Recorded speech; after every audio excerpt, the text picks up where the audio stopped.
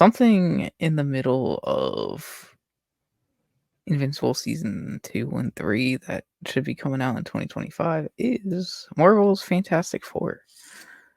And we're going to go into a little bit of who the Fantastic Four is to us in a similar fashion to what we did last week of our Road to Superman series of we brought up who Superman is to us.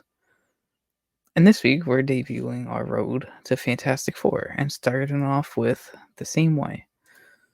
So it's a little bit transition, but I'm excited for Fantastic Four, and I don't know, just like Superman, I don't know much about them besides the couple live action movies I've seen. I just started to read this Silver Surfer comic today, so I'm excited about that and excited to learn more about them. I want to kick it. I don't know who I want to kick it off to. I'll choose Hero. Who is the Fantastic Four to you? Yeah, no. So Fantastic Four is, I won't lie, it's a very, there's gaps in terms of knowledge for me, in terms for the Fantastic Four. I know a lot, or I know the very basic stuff, I would like to say. But I know that there's a lot of stories out there for them that are must read and important, and the importance of them as a group is not lost on me. I know what they mean to Oh yeah, Marvel, to comics in general. It can be said that without Fantastic Four, we don't have Marvel as a company, which Fair. means we don't have Spider-Man, we don't have the X-Men probably, we don't have a lot of these things. So Marvel's first family, I think, is without a doubt for me a group that I want to say who they are to me, the most underrated group in all of anything, really. It goes without saying how stepped over they feel because of how they've been portrayed in outside of comics, right? Like it hasn't been kind to them. Where Spider-Man, Batman, X-Men, the most important groups in comic book characters have had those iconic, portrayals. Fantastic Four hasn't had anything that has stuck with people. not even like video games or anything either. TV shows, which Nah, sucks. Well, they had the '90s show, but it's not that great though. Yeah, I don't know if that. I wouldn't Yeah. count that. That's not like Yeah. overly impactful. Yeah, which sucks though. Which sucks because when we talk about Fantastic Four, we should be as hyped as we are now about them, where we're like, oh yeah, we're getting there.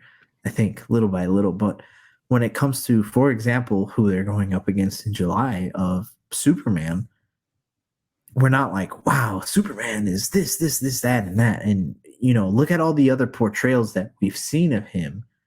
So, even if you missed out on it, you could still go back and watch it. With Fantastic Four, you don't have that. You do have the movies, and there are things to like about them, but I don't know if I would be like, yes, that is the definitive version of the Fantastic Four that you need to go watch and and see and read and enjoy. Yeah. So to me, the most underrated group in all of nerd fandom. Honestly, yeah. Yeah. I think it's fairly simple to me of the Fantastic Four or the group that never was, but the group that should be, right? And I look at a team like the Guardians of the Galaxy where you have a non-Avengers, non-team up, non-Justice League type group that feels like a solo film, but it's multiple characters that are always going to be present. And there's no reason in my mind why the Fantastic Four shouldn't be that. the group of characters that they have, I think, are fantastic and well, no pun intended, but they're very interesting. The Thing, Johnny, Sue, Reed. There's just one glaring thing, in my opinion, that never allowed them to be what I ultimately think they're going to be after this movie. And we'll touch on that eventually. And I know that might sound contradictory for what I've said about them in Discord and how I think that Superman's going to smack Fantastic Four movie. The Fantastic Four never had technology like we have today. And I think it's really, really, really, really hard to make them feel cool, look cool, and do superhero cool without being animated. And they're always associated with that 50s, 60s type of style. They're not as fun. They're not as exciting. They look blocky. Nobody loves Gumby character. Oh, this guy's on fire. Great. This girl disappeared and we don't see her anyways, but we see footsteps. Like, it's very, you have to, the people who are behind the Fantastic Four from an animated and live action standpoint have to be very innovative and very creative to make you see, hear, and feel. Like, to touch all of your senses, it's not as easy as it is of throwing an Iron Man or Captain America or Batman or Superman. No, not Superman, but a Batman on screen. They take effort. However, if you get them right, they easily could become one of the, if not the best groups that we will ever see potentially in our lifetime. And I really, really feel that way. The effects just have to be done well. The story has to be done well. I don't think we ever could have gotten that prior to 2025 or 2024, to where it's a true reality that we get a good Fantastic Four on screen. They need to do a great Human Torch. The Human Torch's flame on needs to be chef's kiss the first time they ever do it. Like, just light them on fire just to fully replicate it. Oppenheimer got to freaking set off a real bomb, light a dude on fire. We need that level of But truthfully, let me ask you guys this. Name one live action fire-based character where you're like, that's the one. I can't think of one. Maybe we could talk about a Ghost Rider Flamehead. Not really. Hard. Fire characters for live action without looking like, dude, you look 100% VFX heavy. Like, you are just a special effect. Like, you're your own package. That's difficult. Mm-hmm. But if they get him right, though, that's huge. That'd be good. So to me, the Fantastic Four are very underrated, like you guys have both said. And they've always come across as, like, they've had some form of swag to them. Across, like, most medias that are just, like, how the team connects. I can't think of any words tonight that I want to say. I don't know why. But the team's chemistry between each other, just synergy, is just like swaggy. It feels. And you didn't really get that in either Fantastic Four live action adaptation. So I'm hoping the MCU does, but like, for most of the comics that I have read of them, they all interact with each other in like such like a cool and unique way that you don't really get to see the X-Men or Avengers interact like. Because technically Fantastic Four is more of a family than those teams, but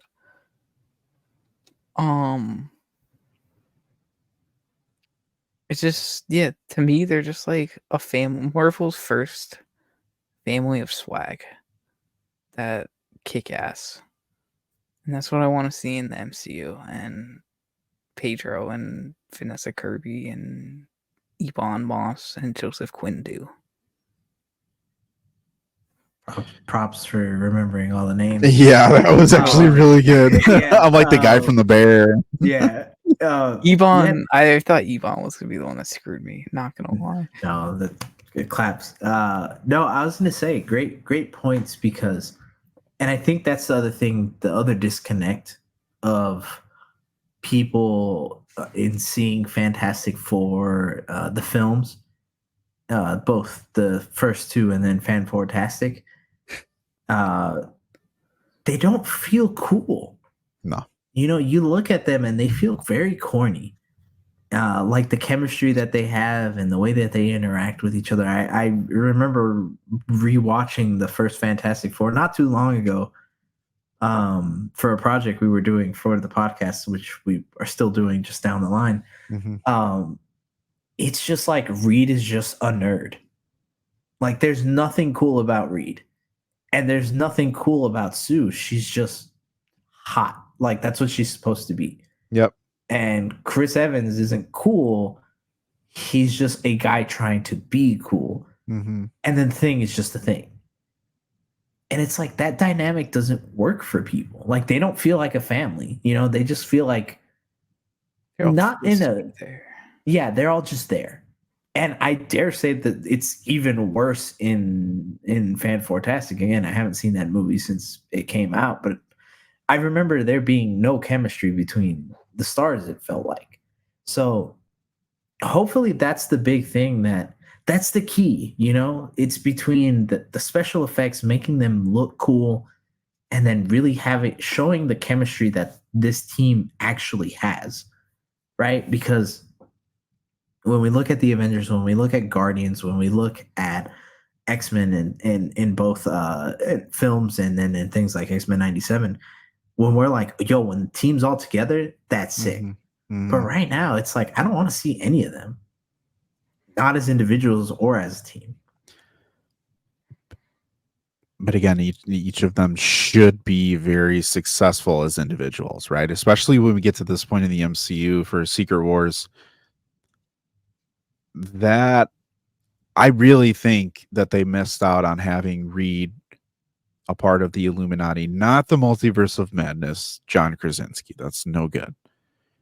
But like a true Reed Richards that is on the scale of a Professor X, Doctor Strange, Tony Stark's Iron Man, Black Panther T'Challa. That's Reed. Reed is right there. That like he's an ace type character. Thing should be able to go head to head with Hulk, no problem. Especially this MCU Hulk. He should dog walk that Hulk. Yeah, 100%. And personally, I mean, I don't want to get into any spoilers for Spider-Verse or anything like that, but like when Johnny Storm shows up, you should say crap. Like that should be like a I wish that I would rather face Thanos than Human Torch. Because I have no chance. That's how Human Torch needs to feel. And like you said with Sue doesn't need to be the sexy character that's the eye candy. Sue's legit. And she needs to feel every bit of that. But these four characters should be able to stand alone on their own and feel A to S tier in the MCU. No question.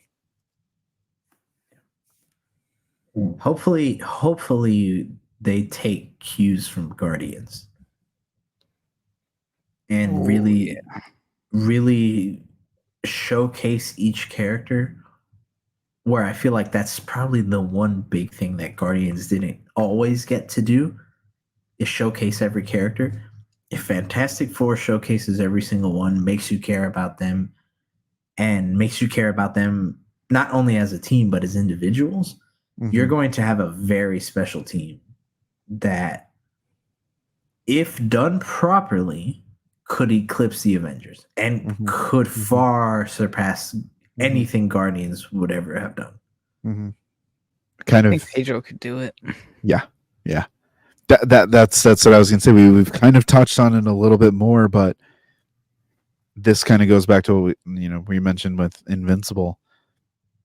The person who's behind this that tells a story of family will be the one that takes Fantastic Four to new heights. If you can get that across quick, I think the technology will take care of itself, but the substance of the story would revolve around that, especially if they're a seasoned team that's well established by the time we see them in this movie.